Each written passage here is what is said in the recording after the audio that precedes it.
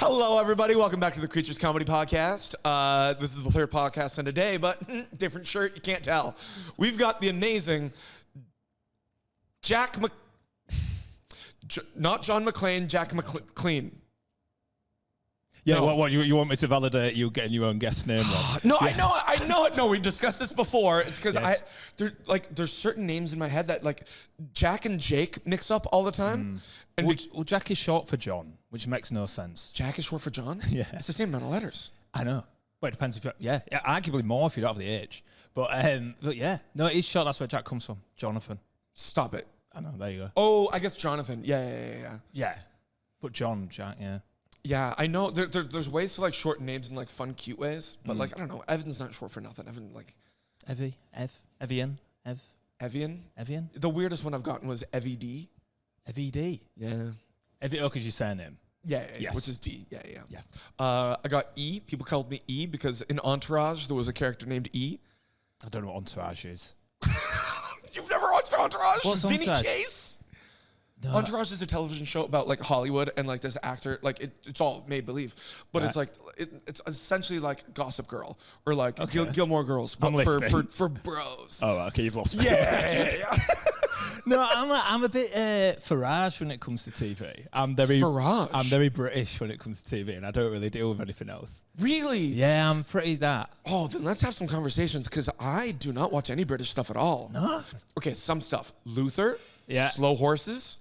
I ain't watched that, but Brad's watched that. Brad's partner reckons that. Yeah, love Brad. We love Brad. Brad, wherever you are right now, love you. Please come back and visit. To be honest, he should be here. He should. No. Oh, come on. With us. Do you think? Yeah. Just no. I want you here. Oh, thanks, love. Hey, But he's more famous than me. Is he actually? Yeah. Well, he's got a West End career, hasn't he? He's in musicals and stuff. Yeah. Oh, now you want him on? Well, no. I still want you, obviously, but I Thanks, didn't love. realize how like successul he was. Oh yeah, he's got a full career. Nice. Yeah. When I say famous, Yeah, but look, I don't like him for that. I like him for just him and his personality. I don't. Do you like him for his fame? I like him for the contacts. The power. Yeah. Well, what West End is he on? So you know, at the minute, so I guess he's washed up now. Stop. So he's not even on there? No, he was. He was on. He did, Sister Act, obviously. Yeah. He did Sister Act, the musical. Who did he play? He looks lovely in a little wimple. He played. Do you know there's the main gangster? Okay. And then he has like 3 henchmen that in the film aren't really named. But, Yeah, but they're in the not big musical, roles. they're a big part. Okay, cool. So he's we'll put him on. He's got a song on Spotify. We'll get him on. For real? Yeah, on the soundtrack. Oh, Yeah, so he'll cool. hate this, by the way. Yeah, well, But does he get like nervous about that? Not nervous, but he sort of thinks it's gauche. Okay. Whereas I love a name drop. Yeah, it's like that tall poppy syndrome thing, right? Where you don't want to like brag about yourself, like just do your thing. Whereas I don't like it about me, but I love doing it about him. Yeah, of course, because you love him and you want to like show him off. Yeah. Yeah, and you want to just hype him up, and then it's also cute to like see him coy. Where he's like coy. Coy, yes. Yeah, where he's like, stop it. And you're like, Yeah. I'm telling nice things about you. Yeah. Like that's, I love doing that with like a partner. Yeah, it's nice. You just How is wanna your love hype them life? up. We broke up. Did you actually? Yeah. Oh, I'm sorry to hear It's that. okay. We're figuring it out. Is this an exclusive? No, on your own podcast? Oh, So okay. we have a vlog that we put out every week now as well. Together? No, as a comedy club. Oh, okay. And she still works here. Yeah, of course. So that's become like a narrative to the vlog is our relationship status and how that's all going. Okay. But we'll see. By the time this comes out, I'll be in Australia and we'll have a little bit of space because we still love each other. You're both great immensely. people. Thank you. That's very nice of you to say. But I wanted to have kids, and at the time she didn't want to have kids, so we're trying to sort that out. It's okay. Yeah. I don't know. I feel like I might have torpedoed this. No. It's Don't okay. worry. We can always edit this part out. That's If it's any consolation, me and Brad are also trying for kids, and it's not going well either. Oh, no? So, no, we're trying. it's fun to try, though, isn't it? Yeah, every night. Yeah. Would you guys adopt? Do you know what? Honest answer, we always wanted kids, and then we met our niece and nephews, and they are the best things on the planet. We adore them, but I'm so okay with not having them, like full time. Like they're amazing, but I'm so happy at that distance, that like sort of intense for 5 minutes and then off. Yeah. And it's got to be nice to have nieces and nephews that you can kind of have that like, oh, we're a part of raising children, but we're not like full-time raising children. Yeah. Because it's so hard. I can imagine. I mean, it's amazing, and they are amazing. Yeah. But they're a lot. Yeah. And like each age brings a different set of problems. Yeah. Well, one thing, so my brother's daughter was born the day before Brad's sister's son. So they were a day apart. Oh, they were born at the same time. And it's a boy and a girl. And I have always been of gender is a social construct. It's all made up. Okay.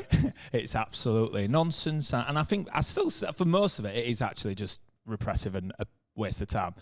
However, them two were born a day apart, and I cannot believe how stereotypically boy and girl they are. What do you mean? Like she's so... Everything that you think of as a girl and everything you think of as a boy, they have just gone in that direction. How old are they? 3 now. But from a young age. Yeah. And, like, they were purposely brought up, like, the parents were not doing pink and blue, we're not doing it, all that. And they just naturally just gone to the absolute stereotypes. In so many ways. And it has made me think, although my niece for Christmas did ask for a punch bag. Yeah? Yeah. And I refused to get it. Why not? Because right? I'm not buying her a punch bag. She's 3. Yeah. And then all my mates are like real progressive going, Jack, girls can box. I'm like, well, yeah, but not toddlers. Like, are you sure that she's a woman or a girl? So, yeah. But yeah, so I hope you have a kid. Yeah, hopefully. But that's because there's the whole, like, how much will it influence, like, the comedy career and the club and stuff. And yeah, but there's a lot more important things than that, isn't there? Of course, exactly. But then there's also, like, the world and how shit that is. And yeah. I know. I've got a theory that the world isn't that bad. Yeah? Which is quite, I realise, swimming upstream. But, like, there's loads of awful stuff goes on. Of course. And at the minute, there does seem to be particularly bad stuff. But for the most part, things are pretty... There's micro and macro, right? It's like your level, then there's like your friendship group level, and then there's like, the whole country and then the world. Yeah. So global scale, it's like, oh shit, what's happening? But like there is so much positivity in the world. And also, infrastructure. Like negativity sells, doesn't it? Yeah. So like the news sells on negativity. So it's easy to get wrapped up in, God, everything's awful. I mean, just from a gay man's point of view, there is no time in history that I'd rather be around than now. And there's no country I'd rather be in than Britain. Mm-hmm. As a gay white man, there isn't. There's some other pretty good countries for you. Yeah, Scandinavia's all right. Yeah? Yeah. Like Canada's pretty good. Yeah. But you're bordering, we're an island, aren't you? You're bordering a bully at the moment. Yeah. That's always like the... Oh, sorry. England's been the bully. Look, it's all right when we do it. Fair. So I didn't realize, are you like a gay man who paints flags? Oh, what, do you love the country that much? I am proud to be British. Is this podcast going to be the end of my... No, I'm just curious. No, I am very proud to be British. Yeah, I am.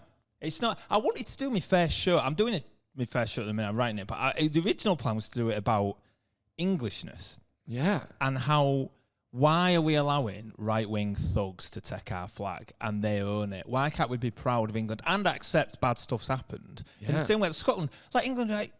Britain, I mean, I'd say I'm more British than English, but Scotland are very proud to be Scottish. Well, so they've sorted it. Yeah. Whereas England, there's a real like thing of, oh God, we can't be proud to be English, and it's like we've done so much like amazing things come from England, like more for the size of the country, more than probably anywhere on the planet. In terms of the size of the country, the amount of influence it's had on the world, not all positive. I agree. Fair. But even just the positive stuff, I think overwhelmingly is we're punching well above our weight. Yeah. This is such an interesting conversation because, like, look, we did a podcast with an Irishman earlier today, and I bet you he wouldn't be too... Well, yes. Yeah. Again, it's not like...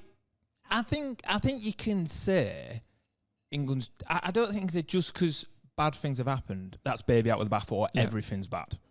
No, I agree. And also, I really agree with the sentiment of... Why are we letting these bad guy right-wingers co-opt our flag? Yeah.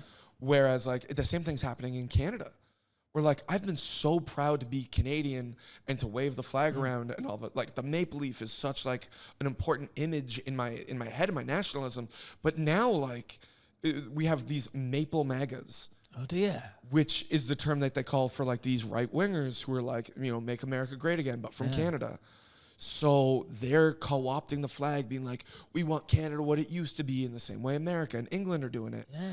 But it's like, man, the Olympics are coming up, and like, I want to rock the flag, but I don't want to be like, oh, he's one of them. Yeah, that's the thing, isn't it? Because if they've robbed it from you, do you know what is sad? That the world's forgot that Canada and Mexico, I think, is it? Oh, they're doing the World Cup. Because it has been so hogged by America, and everyone thinks it's the American World Cup. Oh, I didn't realize that. Yeah, I think so. Soz, mate. Which is really sad, isn't it? That's I'm pretty excited. I knew it was in Canada and Mexico, and I'm in the firm belief that they're going to move all the games to Canada and Mexico. What, you think they're just going to basket case, get rid of... If people can't go to watch the games? Well, yeah. Like, if they're afraid to go into the country? What was that thing all about, that prize? FIFA Peace Prize. Did you see that? Oh, man, it's all garbage. Like, Why? Do you know what is funny, though? Do you know his songs, YMCA? Okay. And he does his little... Yeah. The front man of YMCA, of Village People, is now a big MAGA guy. He says that YMCA is nothing to do with gay men or gay life. Yeah. It has been appropriated by them, and it's not... Right, go watch the video of YMCA and come back and tell me that. Yeah, I mean... it's a full bit in Jim Jeffries' last show. Oh, really? About the YMCA not being gay. Oh, right. And he has like an interaction with the guy. Yeah. And he like plays it in his show and everything. Oh, amazing. I'll have to watch that. Yeah, because he's real staunch, like... It's crazy. Yeah. Because it's a gay song. It's a gay anthem. It's a gay anthem. It's for sure a gay anthem. And it's probably the only gay anthem, or one of the only ones, sung by men. Oh. Probably. I can't think of many others. Okay. They're all straight women, aren't they? Yeah, not off the top of my head. Like Madonna had a bunch. Yeah, Madonna, Donna Summer. Cher, for sure. Cher, of course. I remember asking my mum why are all gay when I was really young. When I first said, when we were like 11 hearing about like gay icons, I was like, why are all gay icons like not gay? Because it's an odd thing, and why are they straight women? And my mum was a bit awkward around this sort of stuff, and she just said, well, Hitler was Austrian. Wait, what? I mean, yeah, stacks up to me. Okay. Yeah. Well, hold on though. Like, wouldn't you say like Elton John would have some gay anthems? No. It's tricky with that because George Michael had a quote which was, "I had loads of gay fans until I came out." Really? And he felt that, and you don't hear him sung in gay bars often. You don't hear him played very often. And I love George. Yeah. And the idea is that people loved, sort of, gay men loved him, and he was attractive, and But then when he came out, and he was, I don't know, there may be some sort of internalized sort of, we're not bothered about you now, because I'm not sure. But that's what he thought. Well, did you see the new Nicki? I think no, not Nicki Minaj. Who's well, yeah, she's been on one, hasn't she? Okay, it is Nicki Minaj. Yeah. So she's trying to out somebody right now. Oh God. Yeah. Apparently, there's a rumor about Trevor Noah. Right. So Trevor Noah did a joke about her not being, I think it was at the Grammys. It's like, oh, she's not at the Grammys because she's at the White House with Trump. And then there was a big X, Twitter, whatever, going back and forth. And then she's like, hey, everybody knows who your boyfriend is and they're friends with your boyfriend. And you're not publicly supporting him. And then he's like, okay, I'll not say nothing. But also if he's got a wife and kids, I get it. But using that. He doesn't have a wife and kids. He does. He doesn't. Oh, right. So he's allowed to be gay then, isn't he? He's allowed to be gay. And all the comments are like, so what if he is? Yeah. Well, that's good. That's good. Yeah, I've not seen anything like, what, he's gay? It's all like, okay, cool, let him do him. But imagine going for that when her brother has got quite serious accusations of him being, with, I'll just say it, being a nonce, apparently. Really? Nicki Minaj's brother? Apparently. That's probably why she's going all turning points. Yeah. So this is getting to become a very political podcast. Yes, sorry, I know. No, I it's can okay. do this. Sorry. Well, no, I'm really interested in the show that you're doing. So are you wanting to do that show, or have you done that show? No, do you know, I dropped it. I thought, no, we'll go somewhere. So I went down the line of insincerity. Okay. And just lying, and because I'm a big fan of insincerity. Okay. I think it's got a lot to be said for it. Okay, yeah, okay.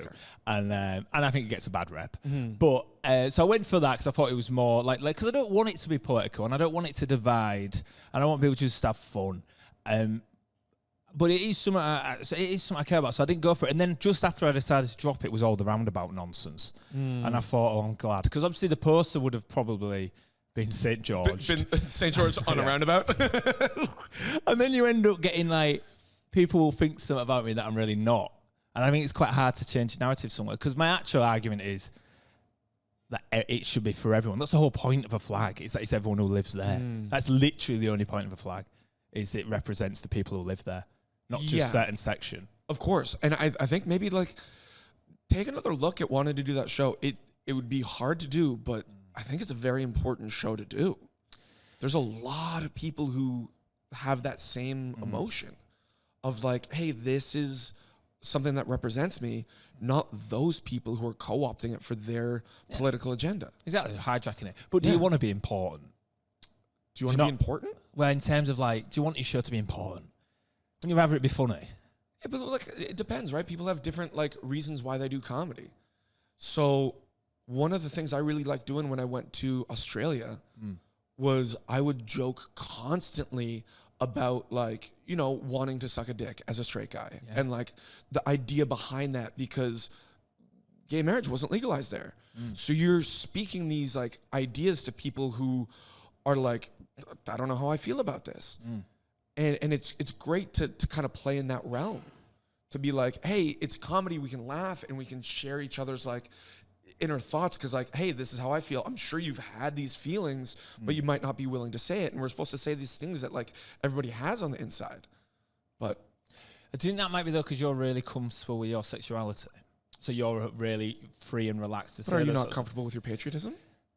Not 100%, no. Cause I'm always conscious that of like abrasion and how people would be like, see that, instantly get the backup about it. Like if I walked around with a St. George's flag, I mean, if I walked around with any flag, it'd be odd. But if I walked around with like, say just like a lapel on a denim jacket, people will get their backs up, don't they? And I think that's really sad. Of course. And that's where I get anxious, because I sort of think, because there's no context. Yeah. But in the framing of a show, you provide context. True. You're providing like, hey, I'm not that. This is what I believe. And I think a lot of people are going through that. I don't know. I mean, Raoul Coley did Raoul Britannia, didn't it? And he spoke about, I mean, I didn't see it, but I believe it was speaking about Britishness and as a Asian Geordie and all that stuff. Yeah, fair enough. Quite interesting. It is interesting. I don't know. I think that like sometimes having that hook, right? Like you could talk about insincerity and like, sure, it's a great show, but if you talk about these important things that are on, it's like a hot button topic, sure, you can get a lot more eyes on it. True. So even through like a marketing standpoint, you'd make more money. Yeah. You'd be doing something that you believe in. Hopefully I don't convince you to do this and then you get like subject to a hate crime. And like I've like bigged you up. You're like, you know what? I will do it. And then like somebody fucking batters you at a gig.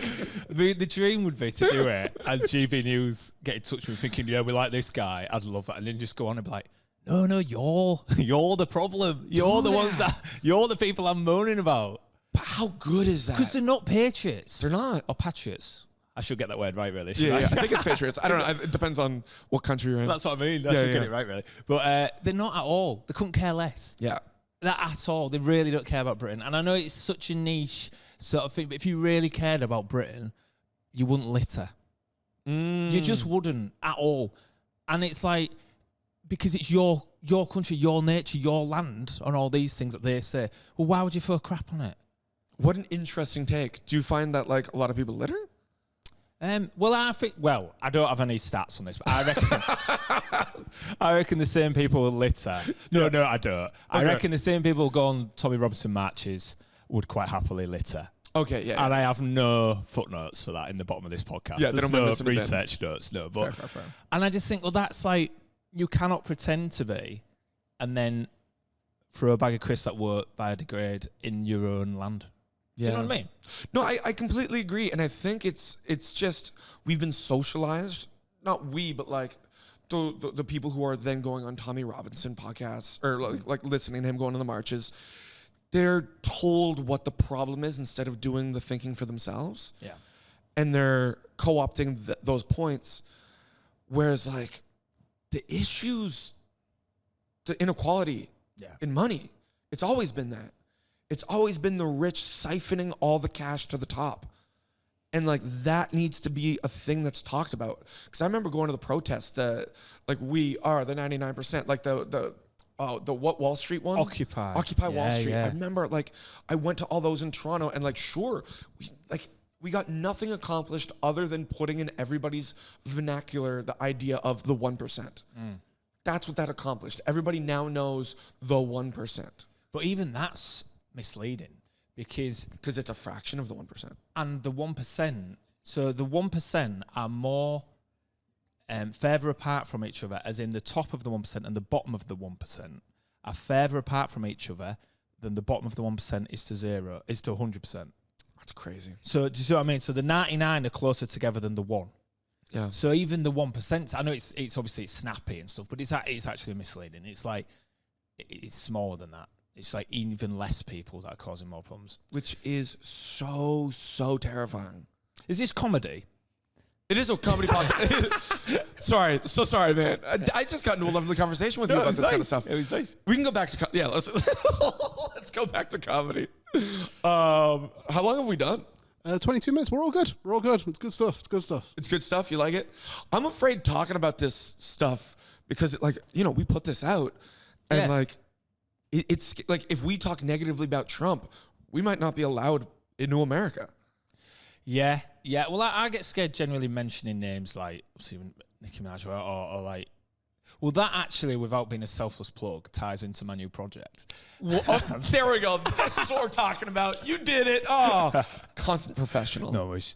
So I've written an audio sitcom. Yeah. Right, and it's set in a celebrity care home. Love that. So it follows the workers, but each episode you meet a brand new celebrity who's a resident at the home. And somebody's doing that as an impression? No, there's sometimes we mess up, but usually they don't speak. You're following the staff. Okay. But they'll talk to them, but you might have sounds, but they're not like audible words. Yeah.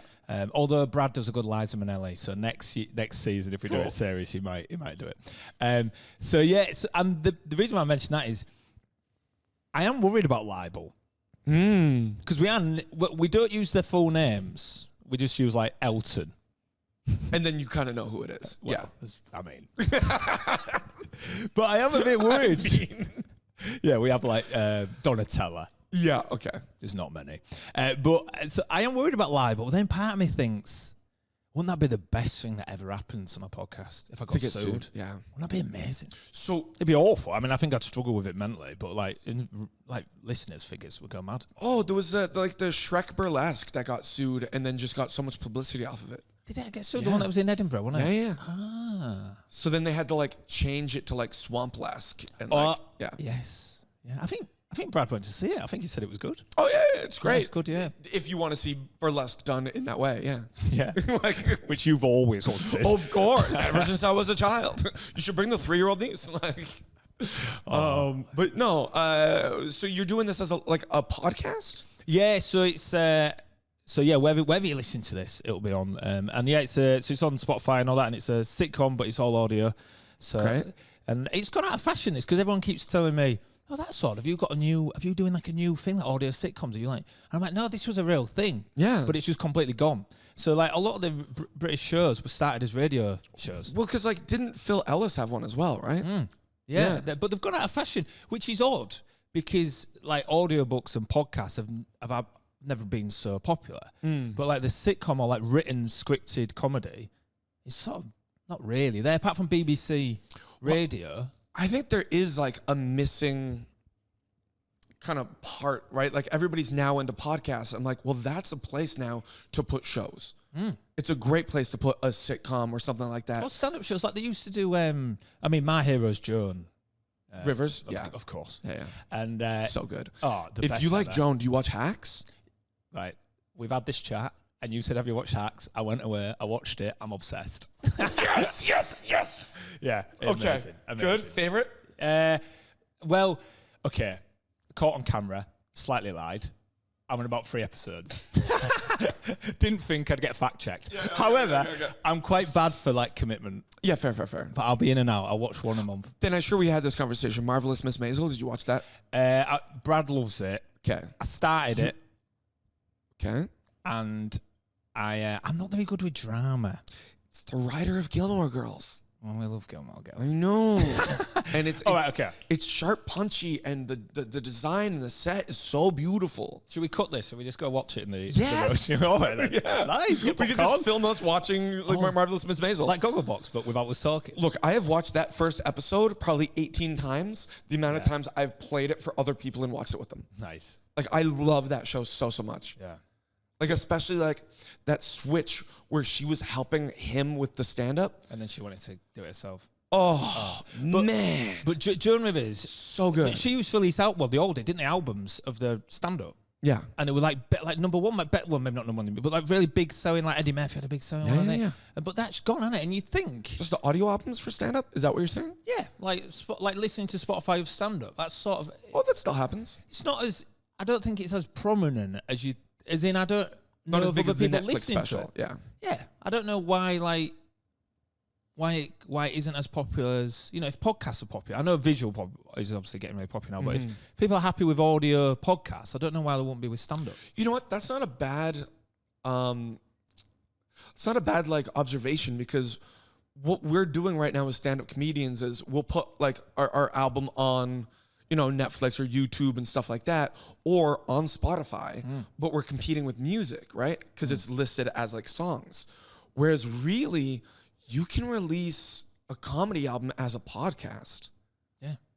And that's a very different way to do it. And that's a very interesting way to do it. Yeah, because I think one of the problems, and because I know it's through Brad, one of the things, when I look through music, because I've got right into musicals now, and when I look through musical like soundtracks, they're often harder to find because it's that thing of it's a niche and there isn't like an area. I'm sure there is an area in Spotify, but it's a lot easier to just find songs rather than... That's why I think albums struggle, because I think singles, Spotify promotes singles because it's all about number of listens on each track. It doesn't... You never see a number of listens on an album. I used to love that. I used to love getting an album and just sinking your teeth into it. Yeah. And just like really experiencing from front to back what that artist was trying to say with the album. Yeah. And you're right, the singles, like, it just destroys it. Do you know the first album I ever got? Tell me. The Best of Nina Simone. Really? What a self-righteous little shit. Jerry Lee Lewis, Great Balls of Fire, greatest hits. Yeah. Nice. Well, wasn't he a bit problematic? Huh? Didn't he marry like a 13-year-old? We didn't know, did we? Different days back there. Yeah. Jerry Lee Lewis was on the Epstein files. Look, we didn't know. Yeah. Let's give him a second read. Well, look, some of the questions we ask on here for comedy-related stuff is... Oh, is there a structure to this? Well, we only have like a couple questions that we like filter in, and we probably have to, you know, get the show ready because there's a show in here in an hour. Okay. Where's one of the weirdest places you performed?